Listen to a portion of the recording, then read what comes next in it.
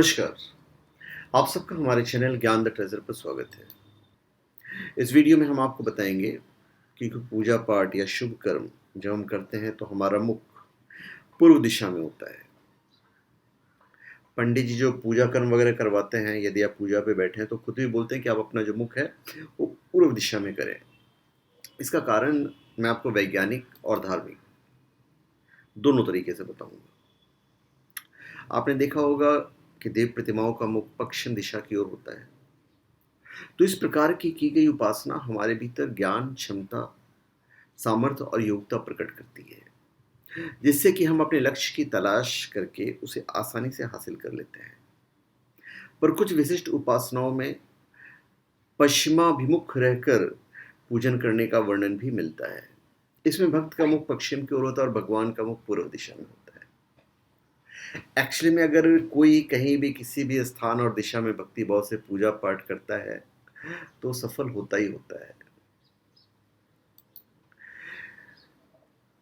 विज्ञान के लिए तो हम आपको बता देते हैं, ऐसे भी हमारे अथर्ववेद में कहा गया है, क्या कहा गया है कि उदित होते हुए सूर्य में मृत्यु के सभी कारणों को नष्ट करने की क्षमता होती है।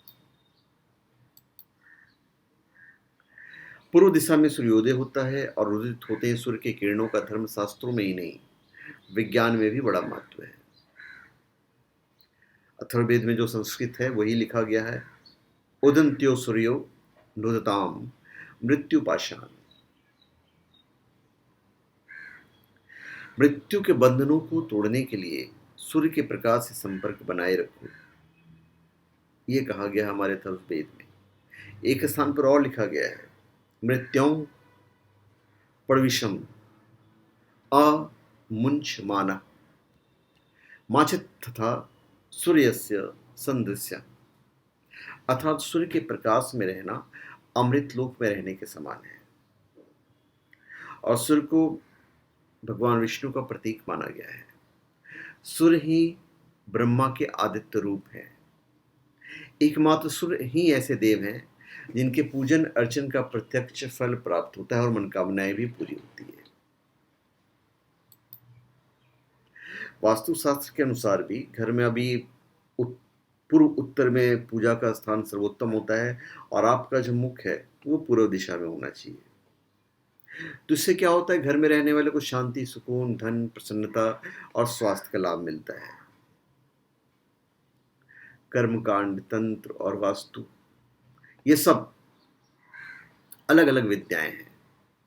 इन्हें मिला देने से कभी कभी विपरीत फल भी मिलता है वास्तु के हिसाब से। अब जैसे तंत्र शास्त्र और कर्मकांड में लक्ष्मी की विशिष्ट साधना के लिए आपको पश्चिम की तरफ मुख करके बैठना चाहिए। वास्तु में पश्चिम की तरफ पीठ करके यानी कि पूर्व की तरफ मुख करके होकर बैठना ज्ञान प्राप्ति के लिए श्रेष्ठ माना जाता है। सूर्य उपनिषद के अनुसार सभी देव, गंधर्व और ऋषि मुनि सूर्य के रश्मियों में निवास करते हैं। समस्त पुण्य, सत्य और सदाचार में सूर्य का ही अंश माना गया है। इसी कारण सूर्य की रश्मि और उनके प्रभाव की प्राप्ति के लिए शुभ कार्य पूर्व दिशा की ओर मुख करके संपन्न करने का विधान है। और विज्ञान भी कहता है कि जब सूर्योदय होता है तो उसकी जो किरणें हैं उसमें अल्ट्रा वायलेट किरणें होती हैं और इनमें बहुत से रोगों के कीटाणुओं को नष्ट करने की विशेष क्षमता होती है। सूर्य की किरणों जो होते हैं वो 7 अलग अलग प्रकार की ऊर्जा किरणें पाई जाती है जो विभिन्न प्रकार की क्षमताओं से युक्त होता है और इन क्षमताओं के कारण ही धार्मिक अनुष्ठान सहज ही सफल हो जाते हैं। देखिए, पूजा स्थल पर भी आप देखेंगे कि बीच में श्री गणेश की तस्वीर या मूर्ति जरूर होनी चाहिए। तो मूर्तियां छोटी और कम वजनी अधिक शुभ मानी जाती है। मैं वास्तु शास्त्र के हिसाब से अलग से बता दे रहा हूँ। और भगवान जी का चेहरा भी कभी नहीं ढकना चाहिए। जब शुभ कर्म की बात करें तो मैं आपको बता दूं, यहाँ तक कि फूल माला से भी चेहरा नहीं ढकना चाहिए।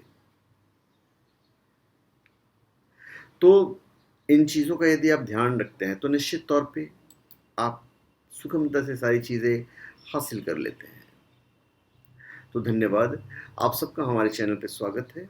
आप हमारे चैनल पे सब्सक्राइब करें और अपने कमेंट दीजिए। धन्यवाद।